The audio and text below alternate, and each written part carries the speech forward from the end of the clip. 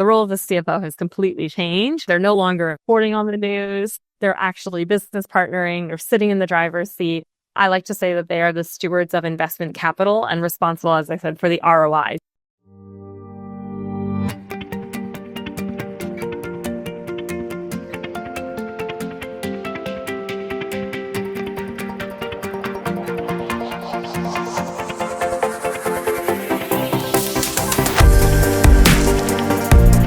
Welcome back to CFO Weekly, where we're talking with financial leaders about how to build efficiency in their teams, create time for strategy, and ultimately get results. This podcast is brought to you by Personiv, the trusted leader in finance and accounting outsourcing for over 30 years. See how Personiv's customized solutions can help you streamline your operations with teams that start as small as one. Visit the website at personiv.com to learn more. I'm your host, Megan Weis. Let's jump right in. Today, my guest is Monica Proothi. Monica is the global finance transformation leader within IBM Consulting. She has over 20 years of finance transformation experience split between consulting and industry roles. Monica has built a reputation for driving hypergrowth and productivity by optimizing finance operating models through human-centric transformations integrated with ERP modernization, intelligent operations, data strategy, and enablement through technology. Monica is a people champion and has been instrumental in codifying the culture of her practice and in driving diversity, equity, and inclusion awareness and engagement. Monica, thank you very much for joining me on today's episode of CFO Weekly. Thank you. I'm very excited to be here, Megan. Yeah, I'm super excited about our discussion today and the opportunity to be having this conversation with you, given your background and your current role. And today we're going to be talking about the latest trends and challenges facing finance leaders, particularly around generative AI. And I'm excited to learn from your experiences, so let's get started. Right? It's everyone's hot topic. Yep, it certainly is. And you've had a fascinating career trajectory that spans over 20 years in finance and consulting. So can you share just a bit about your career journey and then perhaps a pivotal moment within that journey that shaped your approach to finance transformation? Absolutely. So, Megan, I think that pivotal moment is right now. I truly believe we're living in the pivotal moment in time where this is fundamentally going to change how work gets done. I think a few years back, I lived in that pivotal moment and with blockchain, and how this technology can play an important role, but didn't quite create the same impact that we were hoping to see with finance. But I really think right now is kind of how we are shaping that approach for finance transformation in a whole new way than I've seen in my over 20-year career. Yeah, it seems like technology is just like a hockey stick. I'm not even sure I can imagine where we'll be in 3 to 5 years. Yeah. And you have a passion for promoting diversity, equity, and inclusion in your work. So what personal experiences or values have inspired you to prioritize DEI in your professional life? So I love this question. I think I've taken a lot of the best of what I've learned and a lot of the worst of what I learned, kind of the challenging experiences, and put that into kind of how I've been growing. I will say, one of the most inspiring things that I learned from a mentor of mine over 10 years ago was to lift while you climb. And, what that means is as you're moving up, you're bringing others along with you. And so as you're climbing up the ladder, you're lifting folks along.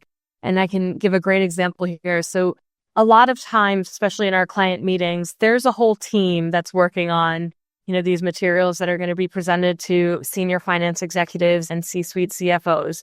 And I go in there and I can talk about the finance strategy. And I know I do a great job, but my colleagues, kind of my right hand, they're not going to learn or get the same opportunities unless they also try and do it. And I can be there for support. I'll bring, a consultant with me or an associate partner, and they'll have an opportunity to also present because they did the work. And so maybe I can do it better, but it doesn't matter. Someone's got to learn, and this is how they're going to learn and grow. And that's kind of one of the big values that I took with me from moving from one company kind of to the next, that I've oriented and found myself, those leaders that I look up to and that I aspire to be like. And I hope to kind of bring those values with me.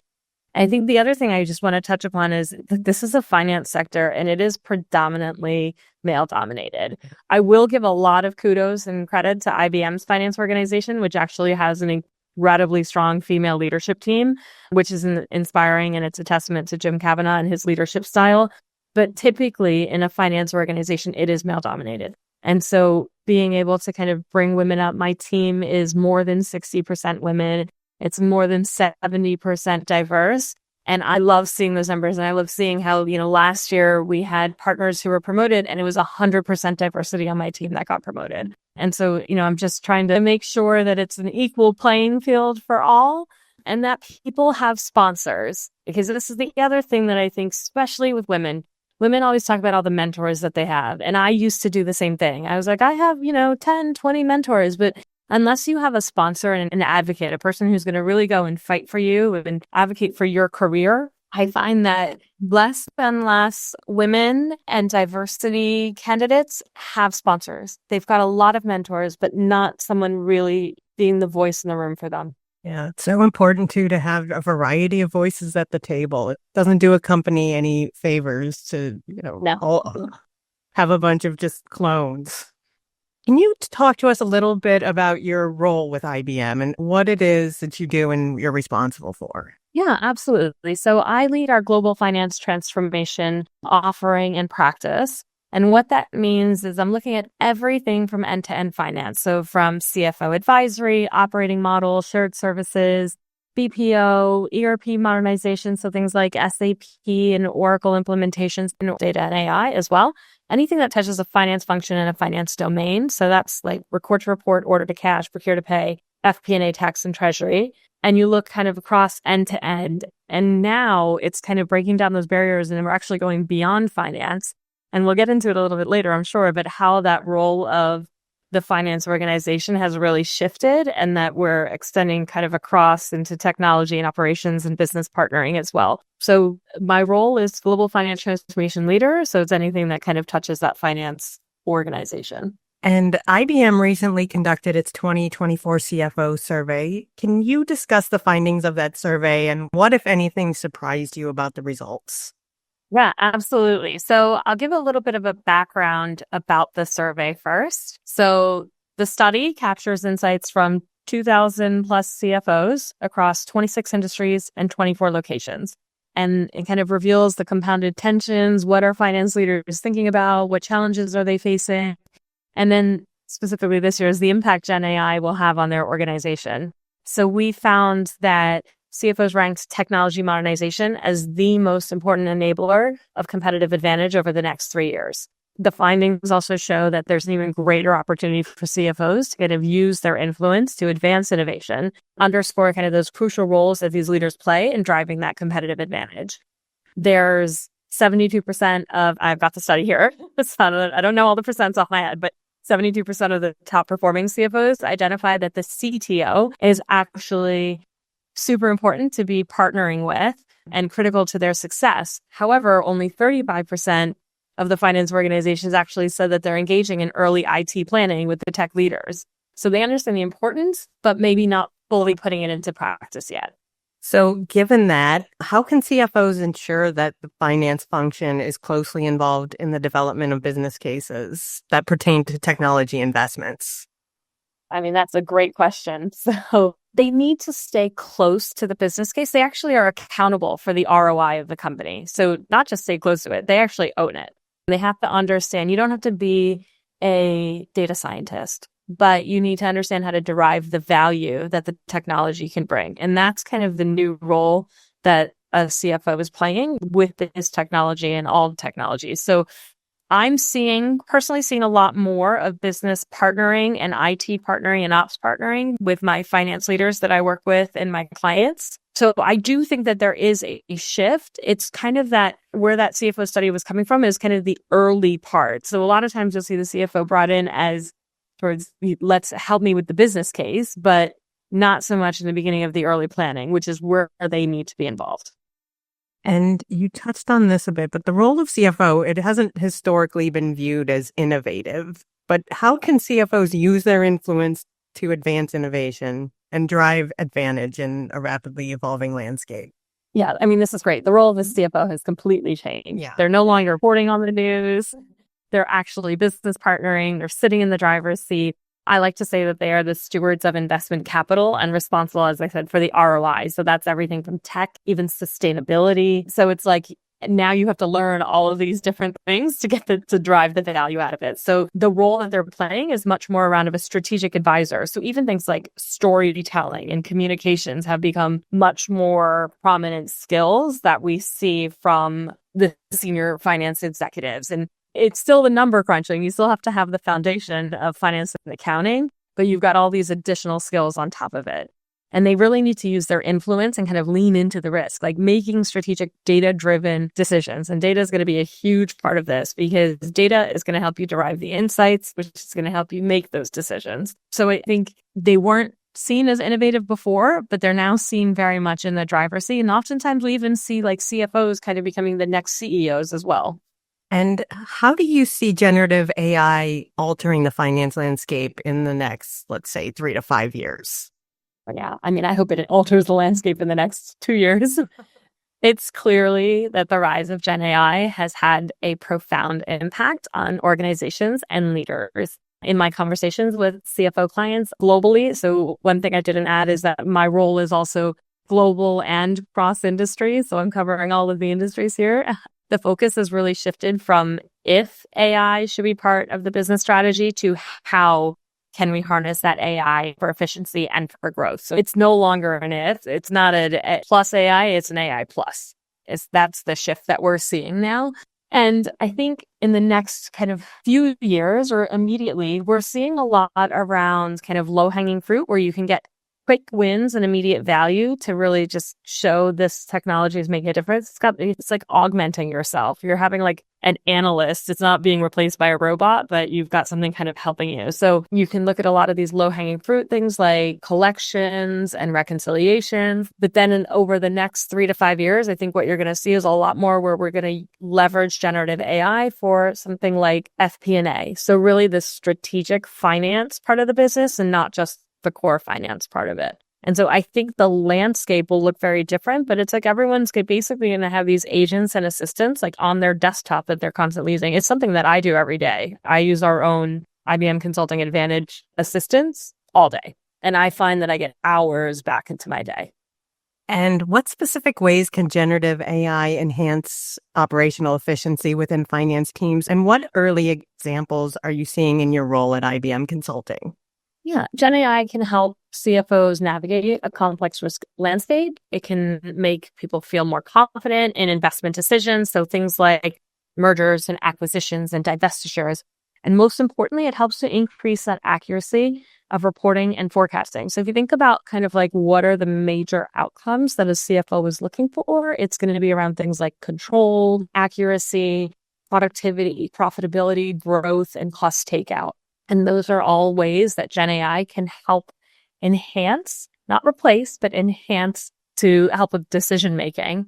So companies that are using AI in their finance functions, they're reducing costs by automating some of the critical tasks like financial planning and accounting and procurement. AI adoption has already really helped reduce sales forecasts. And we've seen this in one of our IBD studies, reducing sales forecasting errors by 57% and reducing uncollectible balances by 43%, and then cutting the month-end close cycle time by 33% and heading more towards this continuous close that clients are always asking me about. But I think the biggest area, and I think I mentioned this before, is really FP&A. And if we can get, more towards like a zero-touch forecasting or as close as possible to that, that's then going to put finance in a position where they are driving marketing and they're driving sales and they're driving supply chain. So it kind of puts them at the front instead of at the back where they've typically been in terms of reporting on historical news.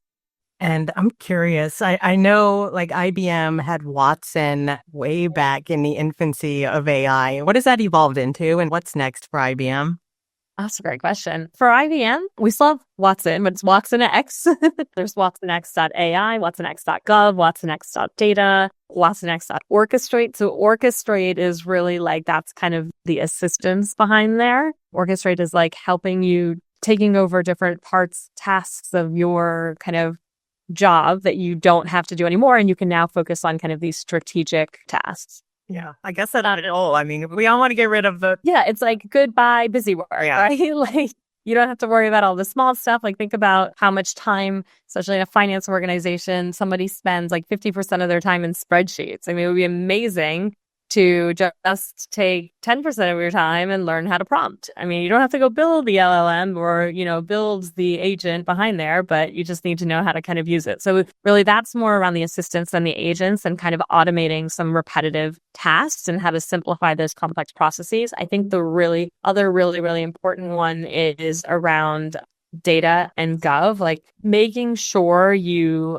have governance around your data is going to be incredibly important. And I think that's kind of one of the biggest risks that I'm hearing is how do I even trust this? How do I trust the data that's there? I'm putting my, shareholders' trust in this, but this is how we scale. Like it's around kind of managing and monitoring your AI using this single platform of watsonx. So that's kind of what's new with.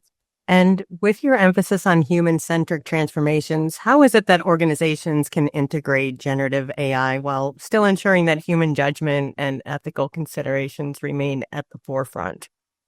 The main thing is people are still at the heart of this. It's not about being replaced by a robot or AI, but how to augment your job so that you can do more strategic work and not get caught up in the repetitive tasks and the details in the spreadsheets. As companies are kind of racing to discover all these incredible new things Gen AI can do, business leaders need to think about the conversation about what it should do. They need to foster a culture around AI ethics and, aiming to optimize AI's beneficial impact when reducing risks and the adverse outcomes for all the stakeholders. And that's really in a way that prioritizes human agency and well-being. So in regards to kind of ethics, I know I touched upon the whole watsonx.gov, but that's really key there. I mean, that's how you can scale. It's how you've got responsible AI and make it transparent, explainable. I mean, all of these are really important. It's a tool, but human intelligence is always going to be there and it's always going to remain crucial. You will always have to have that kind of human plus AI element to it. It's just going to be more about integrating it into our everyday life, into our work. Innately, like human skills are still going to do those things like be creative and question and problem solve. Because a large language model is like a toddler. You have to teach it, right? It's not always going to be right. And that's part of it too. It learns and it can't learn without the human element there. And as Gen I becomes more prevalent, what new risks do you anticipate emerging? I know you touched on it a bit with talking to your clients about how can they trust this, but how can organizations proactively address these challenges? Yes. So this is great. So if it's developed in the wrong way, it can be dangerous. It can also just be wrong. And that's what I was saying. It's like a toddler. It could completely hallucinate or produce like toxic results. And I'm going to give you an example. I have a colleague who was putting together a presentation for a client in Europe, and he had asked the model, can you tell me the 5, and it's specific to audit, like the 5 audit companies that do XYZ in this country? And it's like spits out this report. And he's like, can you do a comparison of them? So it spits something else out. And he's just asking it all these questions, right? So that he basically can come in with like, here are the top 5 companies that you should be looking at with this audit initiative that you're trying to get to. And the very last thing he asked was, can you please send me the sources? And it said, I made 3 of them up. And he just sat there. I was like, I was ready to use this information. And it just told me, no, I cannot send you a source because I made up 3 of the companies. So that's where you kind of get a little bit scared of like, oh my God, how do I know? So this is where you have to ask questions. So, I think it can be highly believable. It can be super well structured responses. It can just sound really, really smart. And then it might just be wrong. So without that subject matter expertise that you still need there, I think that's kind of the biggest risk. And then I'll go back to my data and my gov around there because that's where you need to put those guardrails around that. At least it was honest. I know. Look, you have to have a workforce that knows how to deploy AI. You can't just have anyone do it. And that's how you're going to improve those organizational efficiencies, but it's also going to be ethical and reliable. And as companies deploy AI, do you see like the workforce changing at all? Like you said that you can't just have anybody deploying this. So what kind of skills are the future of the workforce around AI? Yeah, I do see quite a shift here. I think that you're still going to need, especially in finance, those fundamental skills, those finance and accounting skills. It's actually easier to teach a finance person how to leverage the technology, at least I think it would be, than to teach a tech person about finance. And so skills will change. I think the makeup of the organization will also change. So if I look at our own organization internally, we have data scientists who now sit in our finance function. It's not that everyone's a data scientist. We have some. So I think it's this kind of like diversity in skills is what's going to be really important. So you've got to have people who know how to do that. And then you still have to have people who still understand kind of the deep finance expertise. I think the landscape will change. You may have more one persona than you would have had today or less. And then you upskill people in different areas. And this is where I went back to the spreadsheets. It's like, okay, you have 50% of your time spent on spreadsheets, but now you're going to spend 10% of your time just on prompting to get the same materials that probably took weeks to put together. So think of like a CFO playbook that you're trying to put together or a management report. But then you've got 40% of your time free. So now it's 40% of the time to focus on more on the insights and more on how to drive my overall goals and, kind of strategic visions of the companies. And we've seen that, what came out of this IBV CFO study is that 40% of finance roles through 2025, 40% of finance roles will either be new or significantly reshaped due to technology. To adapt, the CFOs really need to be able to evolve finance skills and mindsets. That's the biggest thing, is changing mindsets, empowering teams to contribute strategically to that broader organization. And they need to upskill, as I said. You have to upskill to harness technology, and they need to implement things like employee training on data, understanding the usage, and all of that kind of comes out in our study as well, as there's a whole focus on the change of, what types of skills that you would need there and the mindset behind it. Let's talk about data analytics and how Gen AI can enhance these capabilities for CFOs, and what types of insights should CFOs be prioritizing to drive strategic decision making?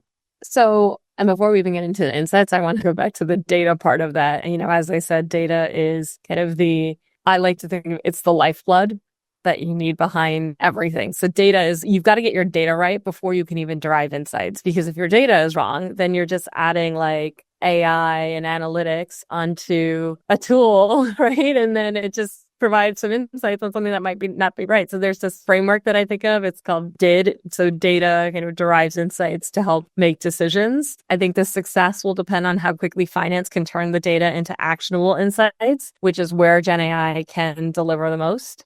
Traditional AI can only recognize patterns in financial data, and Gen AI can then identify key themes and trends and highlight an organization's strengths and weaknesses and really uncover those hidden market opportunities. So by using Gen AI, finance teams can be freed from tedious tasks. They can unleash a kind of torrent of productivity and have more strategic contributions. But data is really, the foundation behind that. And in your experience, what have been the most significant barriers that you've encountered when implementing Gen AI in finance operations? Is it people's unwillingness to change or messy processes? What's the biggest challenge? I mean, the biggest challenge is people. I'll tell you that. That's what we see. I think the biggest challenge is people. There's also, around there's a gap between kind of a business strategy and technology. So I think it's kind of aligning finance to the business to technology. So 65% of all CFOs surveys, they said their organization's under pressure to act to accelerate the ROI across the technology portfolio. But less than half say that their finance functions are actually closely involved in the development of this. And this goes back to the technology business case, right? Being kind of involved from the beginning. So I think there's two things. One is making sure that it's that business partnering and really taking that new role. But the biggest thing is going to be around people and changing hearts and minds and mindsets and setting that example from the leadership at the top. And last question, and I know you've touched on this a bit throughout our conversation, but as the finance function evolves with Gen AI, what skills do you think are going to become essential for finance professionals, and how can companies work to upskill their employees to have these skill sets?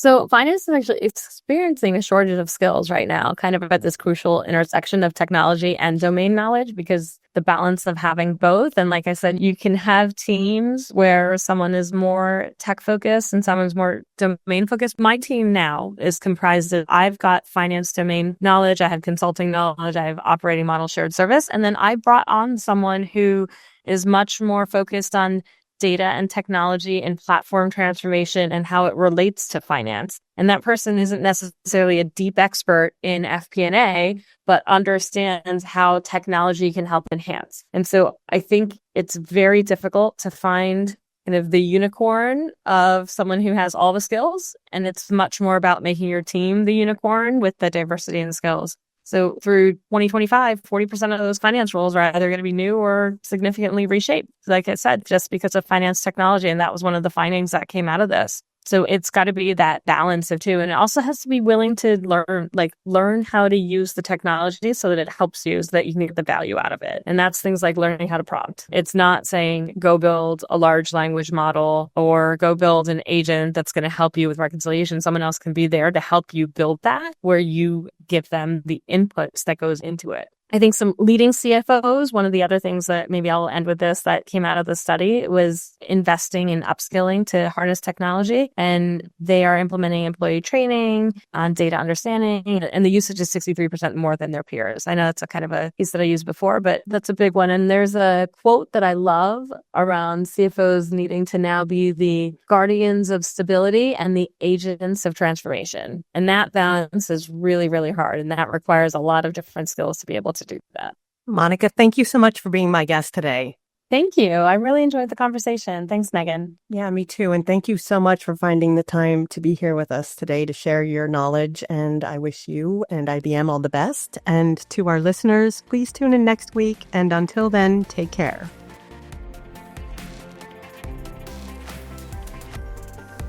You've been listening to CFO Weekly, presented by Personiv. Please subscribe wherever you get your podcasts to hear all of our episodes. Want to learn more? Check out personiv.com. Thanks for listening.